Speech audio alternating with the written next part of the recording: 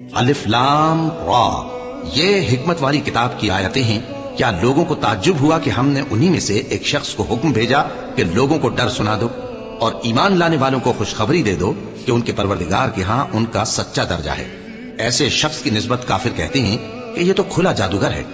تمہارا پروردگار تو اللہ ہی ہے جس نے آسمان اور زمین 6 دن میں بنائے، پھر عرش پر جلوہ افروز ہوا۔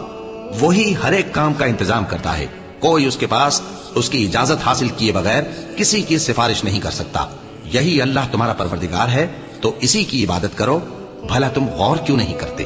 اسی کے پاس تم سب کو لوٹ کر جانا ہے۔ اللہ کا وعدہ سچا ہے، وہی خلقت کو پہلی بار پیدا کرتا ہے، پھر وہی اس کو دوبارہ پیدا کرے گا تاکہ ایمان والوں اور نیک کام کرنے والوں کو انصاف کے ساتھ بدلہ دے۔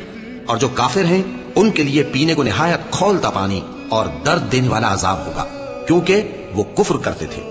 وہی تو ہے جس نے سورج کو خوب روشن اور چاند کو بھی منور بنایا اور چاند کی منزلیں مقرر کی تاکہ تم برسوں کا شمار اور کاموں کا حساب معلوم کرو۔ یہ سب کچھ اللہ نے تدبیر سے پیدا کیا ہے، سمجھنے والوں کے لیے وہ اپنی آیتیں کھول کھول کر بیان فرماتا ہے۔ رات اور دن کے ایک دوسرے کے پیچھے آنے جانے میں اور جو چیزیں اللہ نے آسمان اور زمین میں پیدا کی ہیں سب میں ڈرنے والوں کے لیے نشانیاں ہیں۔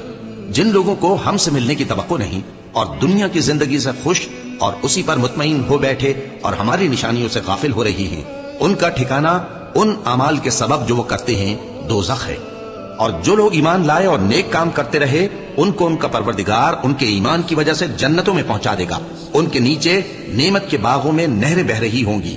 جب وہ ان میں ان کی نعمتوں کو دیکھیں گے تو بے ساختہ کہیں گے سبحان اللہ، اور آپس میں ان کی دعا سلام علیکم ہوگی، اور ان کا آخری قول یہ ہوگا کہ اللہ رب العالمین کی حمد اور اس کا شکر ہے۔